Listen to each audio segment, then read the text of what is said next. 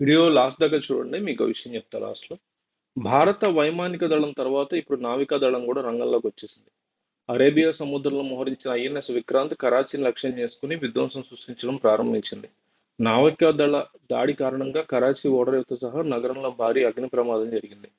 భారత వైమానిక దళం తర్వాత నావికా దళం రావడం వల్ల ఇదంతా జరిగింది. కరాచీతో పాటు ఒర్మారా ఓడరేవుల మీద క్షిపణులు ప్రయోగించింది భారత నావికా దళం.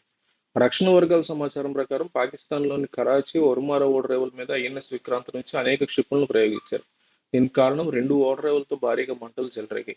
ఈ దాడి కారణంగా 2 ఓడరేవుల నగరాల చుట్టూ పొగ వ్యాపించింది.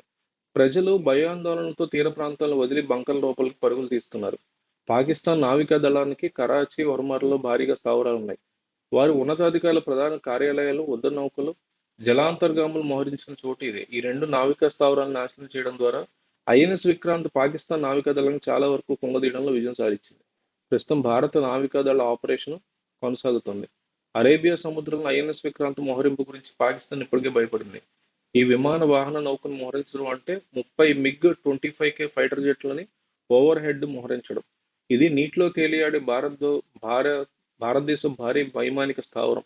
ఈ విమాన వాహన నౌకతో పాటు అనేక డిస్ట్రాక్టర్లు, ఫ్రిగేట్లు, ఇంధనం నింపే నౌకలు, జలాంతర్గాములు ఉన్నాయి. దీని కారణంగానే యుద్ధ నౌకను ఢీకొనడం దాదాపు అసాధ్యం. ఐఎన్ఎస్ విక్రాంత్ రంగంలో దిగితే అది మనుగడ సాధించడం కష్టమవుతుందని పాకిస్తాన్ భయపడింది. దీని కారణంగా పాకిస్తాన్ దగ్గర ఒక్క విమాన వాహన నౌక కూడా లేకపోవడమే. ఈ నౌక MiG-29K KMOAV 32 MH-60R advanced light హెలికాప్టర్లతో సహా 30 రకాల విమానాలు, హెలికాప్టర్లు మోసుకెళ్లగలదు. దీంతో పాటు తేలికపాటి యుద్ధ విమానాలు కూడా మోసుకెళ్లగలదు. ఇది ఖచ్చితంగా మోహరించబడిందని Karachi airport, seaport మొత్తం ధ్వంసం అయిపోయిందంటే రాత్రంతా వార్తలు వచ్చాయి. అయితే భారతదేశ నావికా దళం నుంచి అది భారత ఆర్మీ నుంచి కానీ, ప్రభుత్వం నుంచి కానీ ఏ రకమైన అఫీషియల్ అప్డేట్ అయితే దీని మీద లేదు. మీడియా మాత్రం దీని గురించి బాగా ఊదరగొట్టింది. అక్కడ ఉన్నటువంటి కరాచీకి సంబంధించిన వాళ్ళని అనుకుంటే కూడా అలాంటిది ఏమీ జరగలేదు. కొన్ని కొన్ని చిన్న చిన్న మిసైల్స్ లాంటివి పడ్డాయి తప్ప అని చెప్తున్నారు. దేని మీద కూడా అఫీషియల్ కన్ఫర్మేషన్ ఇంకా రాలేదు. బట్ ఇదే కనుక జరిగి ఉంటే ఐఎన్ఎస్ విక్రాంత్ కనుక ఒక లెవెల్లో ఇక్కడ వీరోచిత పోరాటం చేసుకుంటే మాత్రం డెఫినెట్ చాలా పెద్ద విషయం. కానీ ఐఎన్ఎస్ విక్రాంత్ కదిలితే మాత్రం వరల్డ్ వైడ్ చాలా పెద్ద న్యూస్ అయ్యేది.